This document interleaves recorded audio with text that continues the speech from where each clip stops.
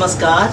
बृहन्मुंबई महानगरपालिका शिक्षण विभाग अंतर्गत व्हर्च्युअल क्लासमध्ये तुम्हा विद्यार्थ्यांचे हार्दिक स्वागत. मी प्राची लुडवे आज तुम्हाला इयत्ता 6वी सामान्य विज्ञानमध्ये महत्त्वाचा पाठ शिकवणार आहे. चला तर पाठाला सुरुवात करूया.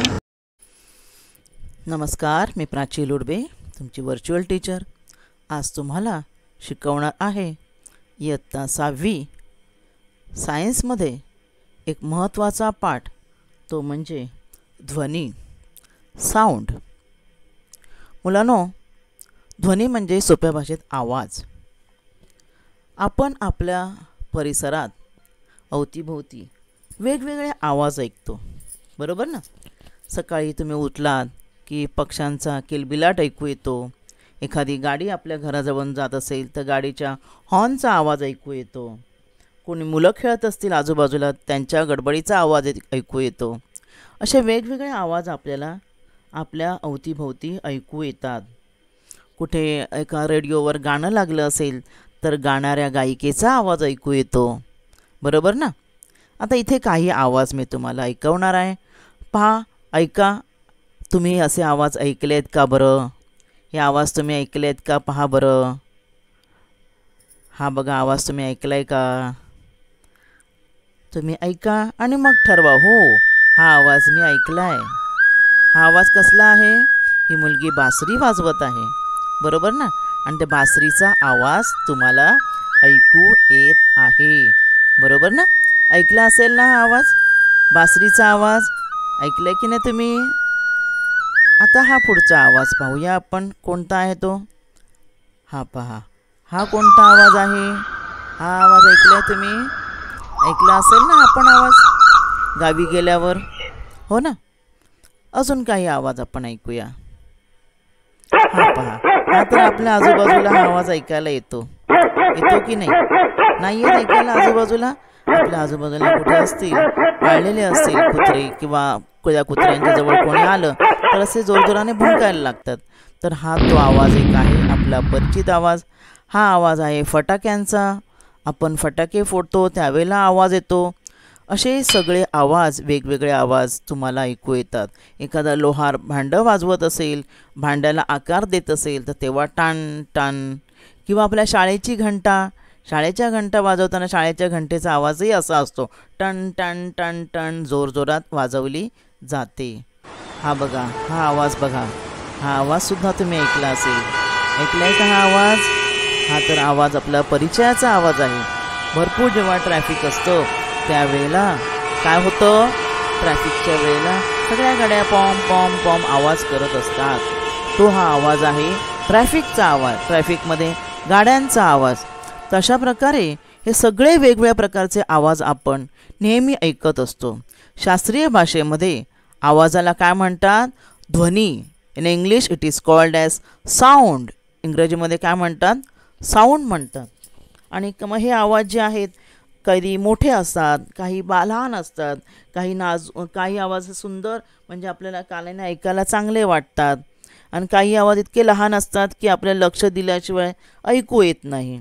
काही आवाज काही ध्वनी आपल्याला ऐकायला आवडतात, तर काही ध्वनी असे असतात, ध्वनी म्हणजेच आवाज, आपल्या कानाला त्रास होतो. अशा प्रकारचे वेगवेगळ्या प्रकारचे आवाज आपण आपल्या अवतीभोवती ऐकत असतो. त्या आवाजालाच शास्त्रीय भाषेमध्ये ध्वनी असे म्हणतात. मग या ध्वनीची निर्मिती कशी होते? How sound is produce. आवाज कसा निर्माण होतो? पहा, तुम्हाला जेव्हा तुम्ही स्पीकर लावता, आपल्या घरी एखादा काय प्रोग्राम असेल तर DJ वगैरे लावतात, माहिती आहे ना. तर त्या DJच्या किंवा त्या टेप रेकॉर्ड जिथून आवाज स्पीकर असतात ना, त्याला तुम्ही हात लावून बघायचं. काय लावायचा? हात लावायचा. तर तुम्हाला व्हायब्रेशन जाणवेल, हालचाल जाणवते काहीतरी. त्या स्पीकरचा जो पडदा असतो ना, त्या पडद्याची तुम्हाला हालचाल जाणवेल. किंवा तुम्ही बोलताना तुमचं इथे मी नंतर चित्र दाखवणार आहे, ज्या ठिकाणी या मुलीचा हात आहे तिथे बघा स्वरयंत्र असतं आपलं. तिथे तुम्ही बोट ठेवा बोलताना, तिथे तुम्हाला हालचाल जाणवेल. काय जाणवेल? हालचाल जाणवेल. बघा, इथे हा तबला वाजवणारा तबलजी असतो, तबला वाजवतो. त्या तबल्यावर काय करा, थोडेसे तुम्ही राईचे दाणे टाका किंवा वाळू टाका. आणि जेव्हा तुम्ही तो तबला वाजवणार ना, तबला, त्यावेळेला ते राईचे दाणे हलायला लागतील. काय व्हायला लागतील? राईचे दाणे हलायला लागतील. म्हणजेच काय होतं आहे, जेव्हा हा तबलजी तबल्यावर थाप मारतो आहे त्या ठिकाणी एक व्हायब्रेशन होतं आहे, हालचाल होते, की ज्यामुळे ते राईचे दाणेसुद्धा हलायला लागतात. हा एक प्रयोग तुम्ही करून बघा बाळांनो. काय करायचं, रबर घ्यायचा आणि ताणायचा. कोणा दुसऱ्याच्या आपल्या कानाला आपल्याला नाही जमलं, दुसऱ्याच्या कानाजवळ तो रबर घ्यायचा आणि ताणायचा आणि त्या रबरवर ना इथे बोट फिरवायचं, इथे मधोमध, इथे मध्ये काय फिरवायचं, बोट फिरवायचं. तुम्ही तिथे असं रबरावर असं बोट फिरवलं की रबरचा असा आवाज येईल, कानाला बारीकसा आवाज येईल रबराचा. कारण जेव्हा तुम्ही तिथे बोट फिरवणार आहात तेव्हा तिथे हालचाल होणार आहे रबराची आणि त्यामुळे तुम्हाला आवाज येणार आहे. म्हणजेच काय कळलं ह्या उदाहरणावरून, स्पीकरच्या जे वरती जो पडदा असतो त्याला हात लावले की हालचाल. इथे तुम्हाला सांगितलं तुमच्या स्वरयंत्राला हात लावले की हालचाल. या तबलजीच्या तबल्यावर आपण बाजूबाजूला राईचे दाणे ठेवले तर ते हलतात. रबर हल्ल्याचा आवाज येतो. म्हणजेच काय, ध्वनी निर्माण व्हायला काय पाहिजे माहिती आहे, हालचाल झाली पाहिजे. त्या वस्तूमध्ये एक हालचाल झाली पाहिजे आणि ती हालचाल जी असते त्या हालचाललाच कंपन म्हणतात. एखादी जी आवाज निर्माण करणारी वस्तू जी आहे ना तिच्यामध्ये एक ठराविक पद्धतीने जी हालचाल होते ती हालचाल आहे ना आंदोलित असते. आपण आंदोलित गती शिकलो आहोत पहा. आंदोलित गती म्हणजे माहिती आहे ना, वस्तू पुढे मागे परत परत होते त्याला आंदोलित गती म्हणतात. तर ही जी हालचाल जी होते म्हणजे एक आंदोलित गती, जलद गतीने आंदोलन होत असतं या पडद्यांचं. स्पीकर जोरात चालू असेल तर ह्या पडद्याची हालचाल आंदोलन होते, ह्या पडद्याचं आंदोलन होतं, ह्या रबराचं सुद्धा आंदोलन होतं. आणि हे जलद गतीने होणारं आंदोलन म्हणजेच कंपन आहे. कंपनला इंग्रजी शब्द आहे व्हायब्रेशन. काय शब्द आहे? व्हायब्रेशन. ते व्हायब्रेशन झालं पाहिजे आणि व्हायब्रेशन झालं तरच साऊंड प्रोड्यूस होतो. The vibration of an object is necessary for the production of sound. जर व्हायब्रेशन नाही झालं तर आवाज निर्माण होणार नाही. स्पीकर जेव्हा बंद असतो तेव्हा पहा बरं, तुमच्या घरात स्पीकर बंद केला तेव्हा त्या पडद्यावर हात लावून बघा बरं, स्पीकरचा जो पडदा असतो पुढे तिथे तो व्हायब्रेट होणार नाही, कारण आवाज बंद झाला आहे ना. म्हणजेच काय यावरून कळलं, इथे बघा आता ही इथे काय वाजवत आहे, सतार वाजवत आहे, बरोबर ना. आता ही काय करत असते सतार वाजवताना माहिती आहे ना, हे ज्या तारा असतात त्या तारा हाताने छेडतात. तारा हाताने छेडतात का, तर त्यांची हालचाल होण्यासाठी. आणि जेव्हा त्या तारा हाताने छेडतात जलद गतीने बघा, तर जलद गतीने आंदोलन होतं त्या तारांमध्ये आणि त्यातून ध्वनी उमटतो, सुस्वर म्हणजे चांगला ध्वनी जो आपल्या कानाला ऐकावासा वाटतो.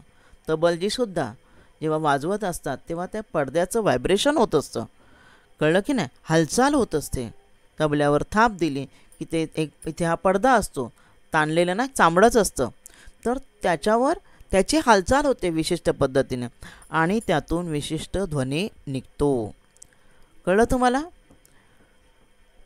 हे उदाहरण मग अशा दाखवलं तुम्हाला, मी बासरी वाजवताना दाखवलं होतं ना. बासरी वाजवतो म्हणजे काय करतो, तर बासरी पोकळ असते, तिच्या आतमध्ये हवा असते. मग जेव्हा ह्या बासरी वाजवताना बघा बोटं फिरवतात आणि वरून फुंकतात. मग जेव्हा फुंकलं जातं तेव्हा जो बोटं फिरवतो ना, जो मुलगा बोटं पण फिरवतो तेव्हा आतमध्ये असलेल्या हवा आहे ना, आतमध्ये त्या हवेची हालचाल होते. हवेची जी हालचाल होते त्यामुळे काय होतं, त्यातून ध्वनी निघतो जो आपल्याला ऐकायला आवडतो, बरोबर ना. म्हणजेच काय कळलं आपल्याला यावरून, object that produce sound that is the diaphragm of speaker, म्हणजे स्पीकरचा पडदा किंवा रबर बँड किंवा डायफ्रम ऑफ तबल्याचा पडदा, त्यांच्यामध्ये काय होते, शो ए सर्टन मुवमेंट, त्यांच्यामध्ये एक हालचाल होते. And that is they have certain kind of motion. एक मोशन म्हणजे गती, कुठली गती, ती ऑक्सिलेटरी मोशन, बरोबर ना. ऑक्सिलेटरी मोशन म्हणजे आंदोलित गतीने ते हलत असतात. म्हणजेच दुसऱ्या शब्दात काय, ते व्हायब्रेट होतात. काय होतात? व्हायब्रेट होतात. ध्वनी निर्माण करणाऱ्या वस्तूची एक ठराविक पद्धतीने हालचाल होत असते आणि ही जलद गतीने होणारी हालचाल म्हणजे जलद गतीने होणारे आंदोलन म्हणजेच वस्तूचं कंपन. कंपन म्हणजेच व्हायब्रेशन. आणि हे कंपन झालं तरच तुम्हाला ध्वनी ऐकू येतो, नाहीतर ध्वनी ऐकू येणार नाही. तर पाहूया आपण काही मुद्दे. ध्वनी निर्माण होण्यासाठी काय होणं गरजेचं आहे? वस्तूचं कंपन म्हणजे हालचाल. हालचाल झाल्यावरच काय होणार आहे? व्हायब्रेशन निर्माण होणार आहे, त्याशिवाय नाही. कंपन होणे गरजेचं असतं. वस्तूचं जोपर्यंत कंपन होत असते, जोपर्यंत तबल्यावर थाप पडत असते तबलजीची, तोपर्यंत ध्वनी ऐकू येतो.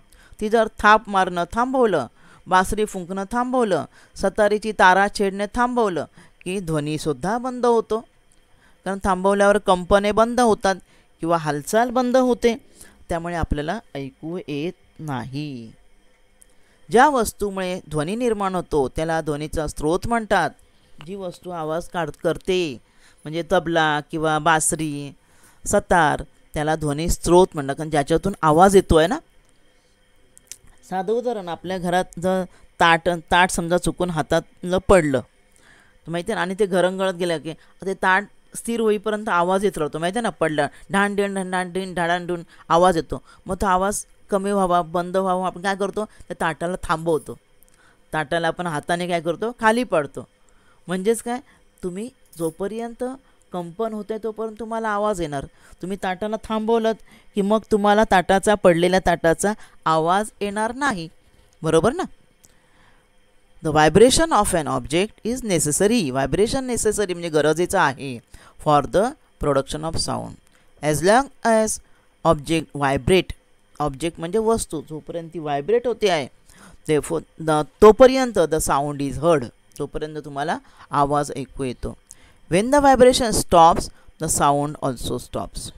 And the object due to which sound is produced, ज्याच्यातून आवाज निघत आहे त्याला काय म्हणायचं? Source of sound. काय म्हणतं? Source of that sound. Source म्हणजे जसे पाण्याचे स्रोत असतात, ऊर्जेचे स्रोत, ऊर्जा कोणापासून मिळते, पाणी कोणापासून मिळते, तसा आवाज कोणापासून मिळतो? तर जी वस्तू जिच्यावर तुम्ही थाप मारता आहे, तबला किंवा सतार, त्यानंतर तुमची बासरी वगैरे, हे ज्याच्यातून आवाज येत आहे, स्पीकर तुमचा, तर त्यांना म्हणतात ध्वनीचे स्रोत, सोर्स ऑफ द साऊंड. आता बघा ह्या चित्रामध्ये बघा, हा माणूस चालतोय, त्याच्या हाताची हालचाल होते ना, हाताची हालचाल. परंतु हालचाल त्याची नुसती होते, आंदोलन, परंतु थाप पडत नाही आहे ना कशावर तरी थाप पडली पाहिजे. बरोबर ना. त्याने कशावर तरी थाप मारली पाहिजे. तो नुसता चालतोय, आंदोलित गती होते आहे. किंवा आपण एखाद्याला बाय बाय करतो बघा, येतो का आवाज आपल्या हाताचा? चालताना किंवा बाय बाय करताना आवाज का येत नाही? कारण इथे ही जी हालचाल आहे ती हालचाल थाप पडल्यामुळे होणारी हालचाल नाही आहे, चालण्याची हालचाल आहे किंवा हात हलवण्याची हालचाल आहे. कळलं? आणि त्यामुळे त्याच्यातून ध्वनी निर्माण होत नाही. Here there is no vibration, therefore sound is not produced. For vibration of an object is necessary for the production of sound. Vibration झालं पाहिजे. कळलं ना. पण नुसतं व्हायब्रेशन नाही, थाप पडली पाहिजे कशावर तरी, की ज्यामुळे काय होणार आहे? व्हायब्रेशन होणार आहे. आणि ते व्हायब्रेशन जे आहे थाप पडल्यामुळे, काहीतरी छेडल्यामुळे, त्यामुळे ध्वनी निर्माण होतो. तर इथे ध्वनी निर्माण होत नाही आहे. पुढे आपण पाहणार ध्वनिशास्त्र. ध्वनिशास्त्र म्हणजे काय? ध्वनीचं शास्त्र. मग त्यात काय काय शिकतो आपण? ध्वनिशास्त्रामध्ये काय शिकणार आहात तुम्ही? तो ध्वनी, त्यानंतर नाद, नंतर आवाजाची निर्मिती, ध्वनीचं प्रसारण आणि त्याचे परिणाम, ह्याबद्दलचं अभ्यास ज्या शाखेमध्ये करतात त्याला ध्वनीचं शास्त्र असे म्हणतात. ध्वनीची तीव्रता डेसिबल DB मध्ये मोजतात. प्रत्येकाचे एकक असतो ना बाळांनो. जसं लांबी मोजायचं एकक आहे मीटर, सेंटीमीटर, वजन मोजायचं वस्तुमान आपण मग त्याचं एकक आहे ग्रॅम, किलोग्रॅम वगैरे. तसं ध्वनीचं एकक आहे डेसिबल. डेसिबलमध्ये ध्वनी मोजला जातो. इंग्रजीमध्ये आपण पाहूया ऑकस्टिक्स म्हणजेच काय? ध्वनिशास्त्र. The science of sound resonance including the production and propagation of sound and effect of sound is called as acoustics. The intensity of sound is measured in unit called as decibel. आता या चित्राचा आपण अभ्यास करूया. आता आपण जे बोलतो ना, आता मी बोलत आहे, त्यावेळेला माझं मगाशी मी तुम्हाला सांगितलं स्वरयंत्र, कुठे स्वरयंत्र असतं पहा, तर त्याच्यामध्ये हालचाल होत असते. कशी हालचाल होते बघा, हे आपलं चेहऱ्याचं इथे जीभ आहे, इथे हा एपिग्लोटिस. एपिग्लोटिस म्हणजे हा पडदा. आपण मागील भागामध्ये आपण शिकलो आहोत की अन्नपचनच्या वेळेला बघा आपण जेव्हा जेवतो त्यावेळेला इथे आधी पाहूया इथे काय हे बघा, हे इसोफॅगस म्हणजे हे आपलं काय आहे माहिती आहे का, आपलं अन्नमार्ग. काय आहे, अन्नमार्ग. ह्या निळ्या रंगाचा जो आहे तो म्हणजे आपली ही अन्ननलिका झाली. ही आहे ट्रकिया. ट्रकिया म्हणजे श्वासनलिका. श्वासनलिका पुढे असते, अन्ननलिका मागे असते. मग ज्यावेळेला आपण जेवतो त्यावेळेला एक पडदा बघा श्वासनलिकेवर पडतो की अन्नाचा कण श्वासनलिकेत जाऊ नये म्हणून, तो पडदा एपिग्लोटिस आहे. ठीक आहे. आणि ह्या एपिग्लोटिसच्या खाली म्हणजे आपल्या श्वासनलिकेच्या जवळच लॅरिंग्स म्हणजे व्हॉइस बॉक्स म्हणजे मराठीमध्ये स्वरयंत्र आहे. हा तुम्हाला दिसतो ना, हा होल दिसतो, तर होल हे छिद्र हे स्वरयंत्र आहे. म्हणजे जेव्हा आपण बोलतो त्यावेळेला इथून आवाज निघतो. कसा निघतो आवाज, तर इथे या स्वरयंत्राच्या दोन बाजूला व्होकल कॉर्ड्स म्हणजे ध्वनी तंतू असतात. काय असतात, दोन हे ध्वनी तंतू आहेत तिथे ह्या ठिकाणी, हे दोन. आणि जेव्हा आपण बोलतो ना त्यावेळेला ह्या ध्वनी तंतूंची हालचाल होते, ह्यांची काय होते, हालचाल होते आणि कंपनं निर्माण होतात. बरोबर ना. आणि ती कंपनं आपल्या जे आपण जेव्हा बोलतो त्यावेळेला ती कंपनं काय आहेत, ती बाहेर पडतात आणि आवाज येतो आपल्या तोंडातून. कळलं तुम्हाला. म्हणजे आपल्या शरीराच्या आतल्या स्वरयंत्राची रचना कशी असते, आवाज कसा निघतो, इथून आवाज निघतो. लॅरिंग्स म्हणजे हा जो व्हॉइस बॉक्स आहे इथून आवाज निघतो. हे स्वरतंतू कंप पावतात आणि ध्वनी निर्माण होतो आपल्या तोंडातून, तो ध्वनी बाहेर पडतो. हे बघा या चित्रामध्ये दाखवलं आहे. हा माणूस बोलतोय, तर काय होतं बोलताना बघा, कशा हे बघाशी दाखवलं ना मी, ध्वनी तंतू वोकल कॉर्ड्सची कशी बघा हालचाल होते. आणि वोकल कॉर्ड्स ते उघडबंद हे चित्र इथे मोठं करून दाखवलं आहे. उघडबंद होत असतात आणि आपल्या तोंडातून आवाज निघतो. कळलं तुम्हाला. हाय बघा इथे दाखवलं बघा, भांडं, एखादं पाण्याचं भांडं तुम्ही घेतलं आणि त्याच्यावर तुम्ही चमचा आपटला. काय घेतलं, पाण्याचं भांडं घ्यायचं, पाणी घ्यायचं आणि पाणी स्थिर आहे आणि त्याच्यावर चमचा आपटला की माहिती आहे तुम्हाला, चमचाचा आवाज तर येतोच टन करून. आणि बघा त्या पाण्यात लहरी निर्माण होते. दिसत आहेत तुम्हाला लहरी, तुम्हाला दिसत आहेत. तर इथे आपण एक काय पाहायचं आपल्याला की ह्या लहरी म्हणजे कंपनं जी आहेत ती कशी निर्माण होतात. तर जसा इथे चमचा आपटल्यावर गोल गोल लहरी निर्माण होतात, त्याचप्रमाणे ध्वनी स्रोताच्या भोवती ध्वनी ज्यामधून निघतो, नुसतं मी चमचा इथे टोकावर आपटते बरोबर, परंतु काय होतं त्याबरोबर इथे लहरी निर्माण होते. तसंच ध्वनी स्रोताच्या भोवती जिथून ध्वनी निघतो ना त्याच्या भोवती हवा असते. आणि जेव्हा तो स्रोत कंप पावतो की नाही, म्हणजे आपण तबल्यावर थाप मारतोय त्यावेळेला थाप मारतो, धप धप धप थाप मारतात ना ते वाजवताना, पाहिलं असं मग दाखवलं मी तुम्हाला. तर त्याच्या भोवती जी हवा आहे ना ती हवासुद्धा कंप पावते, म्हणजे हवा पण हलते. आणि मग ते ज्या लहरी निघतात की नाही स्रोतापासून, त्या सर्व दिशांना त्यांची लाट पसरते. ह्याला म्हणतात, त्या लाटेला म्हणतात ध्वनी लहर, या चित्रात दाखवल्याप्रमाणे.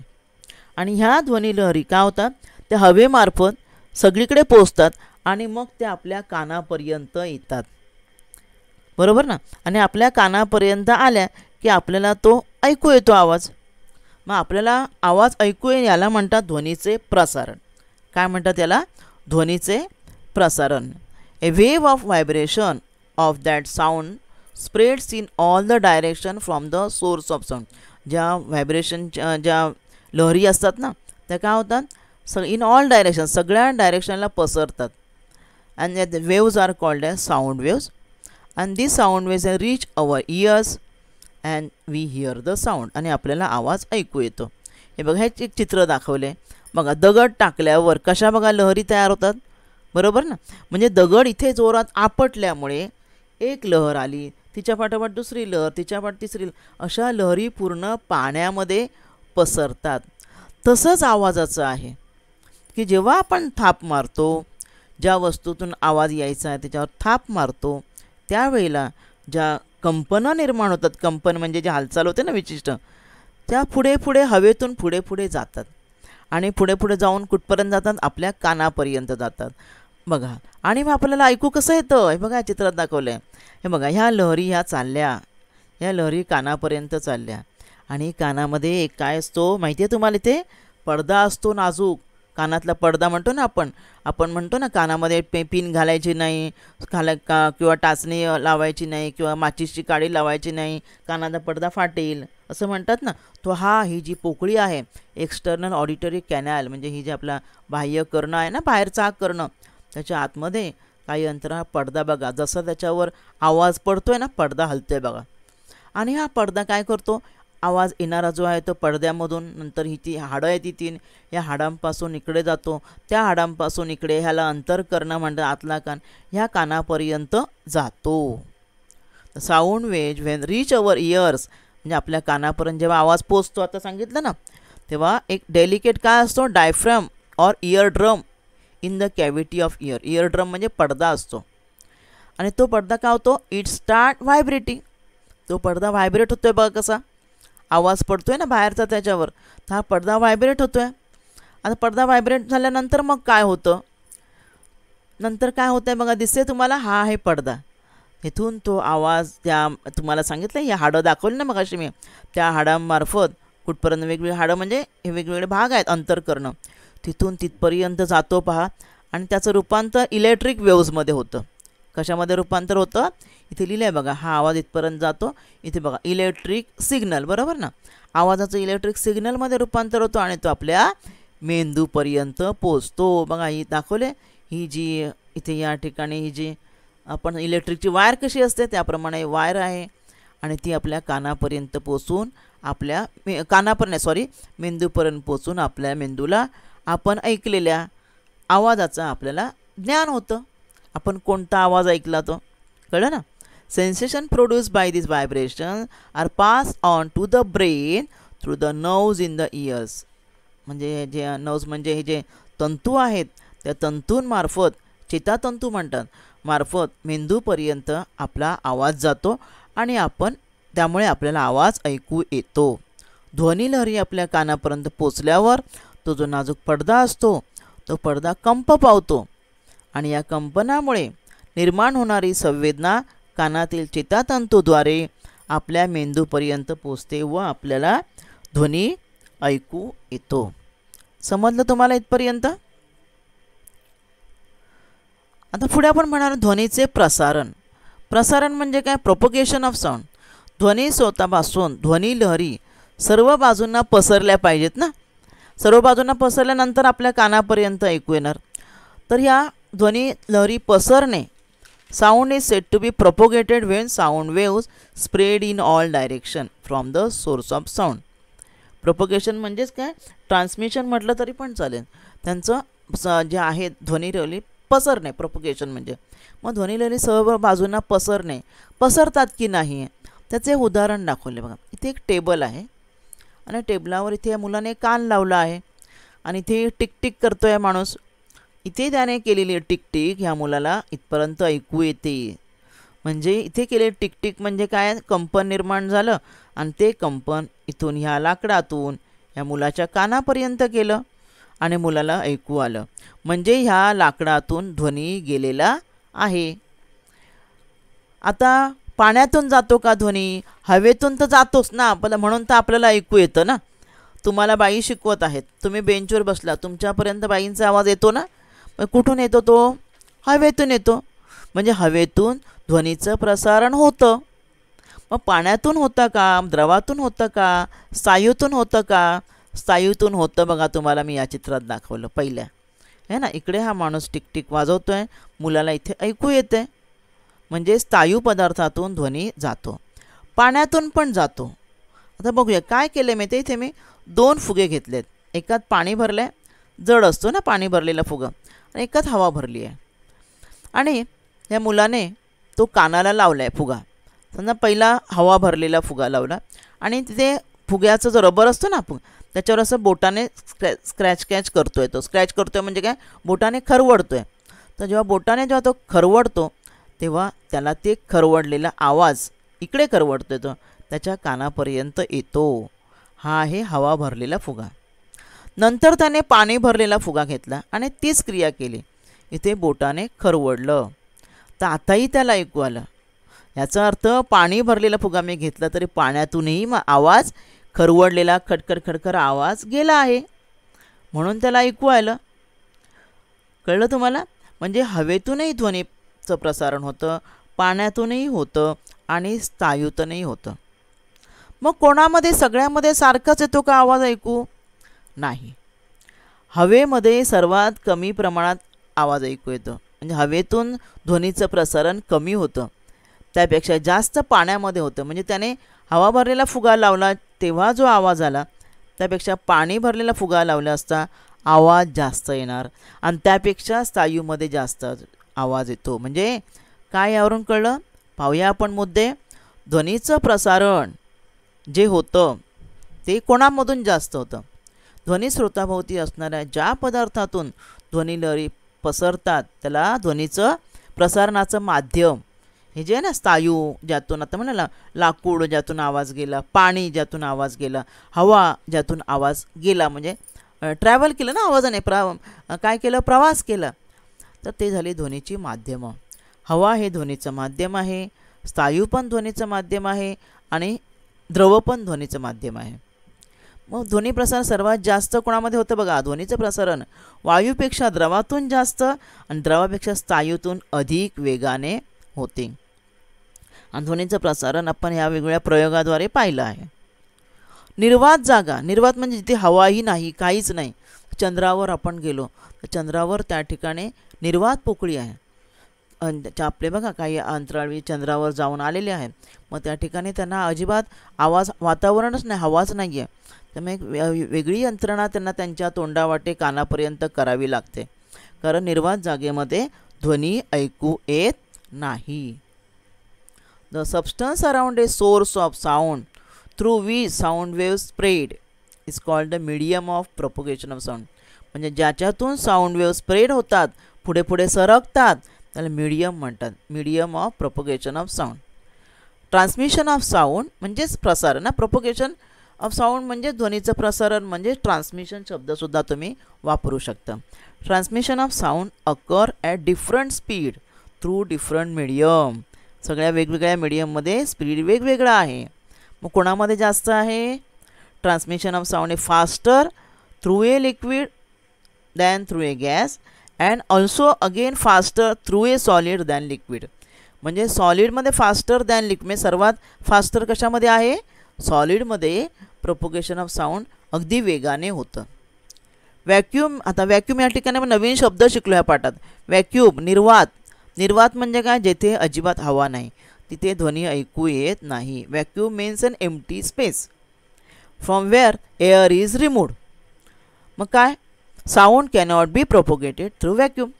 व्हॅक्यूममधून साऊंड जाणार नाही. समजलं तुम्हाला? कारण त्या ठिकाणी हवा नसते. हवा नाही तर मग ध्वनीचं प्रसारण त्या ठिकाणी होणार नाही. म्हणून आवाज व्हॅक्यूम म्हणजे निर्वात जागेतून आवाज ऐकू येत नाही. हे बघा, ह्या चित्रात मी दाखवलं की इथे ही काळी पट्टी, त्या ठिकाणी मी आवाज काढला, तर कोणामधून फास्ट जातो चित्रात तुम्हाला कळलं?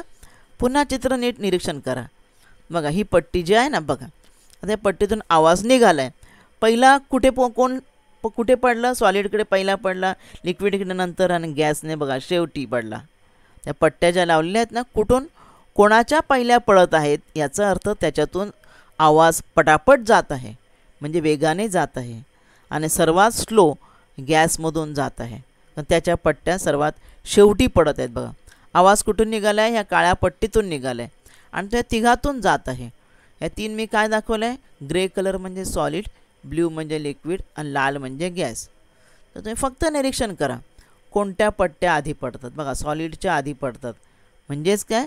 Transmission of sound is faster through a solid than liquid and gas.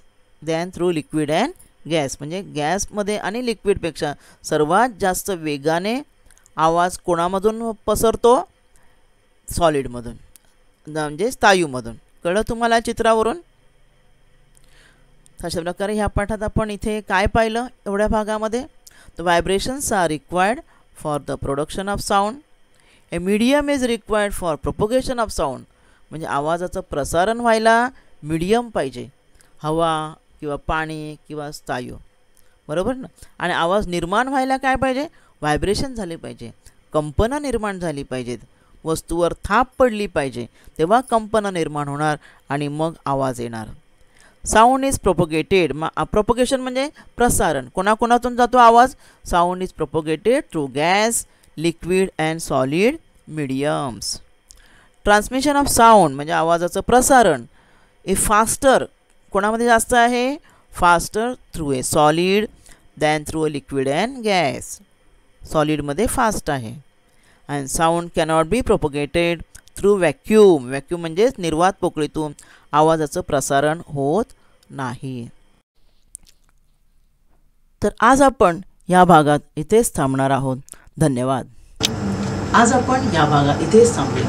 माझा व्हिडिओ आवडला असेल तर लाईक करा, शेअर करा आणि असे अनेक एज्युकेशनल व्हिडिओ पाहण्यासाठी MCGM व्हर्च्युअलच्या चॅनेलला सबस्क्राईब करा. धन्यवाद. बेल आयकॉन क्लिक करा, ज्यामुळे तुम्हाला नवीन व्हिडिओचे नोटिफिकेशन्स मिळतील.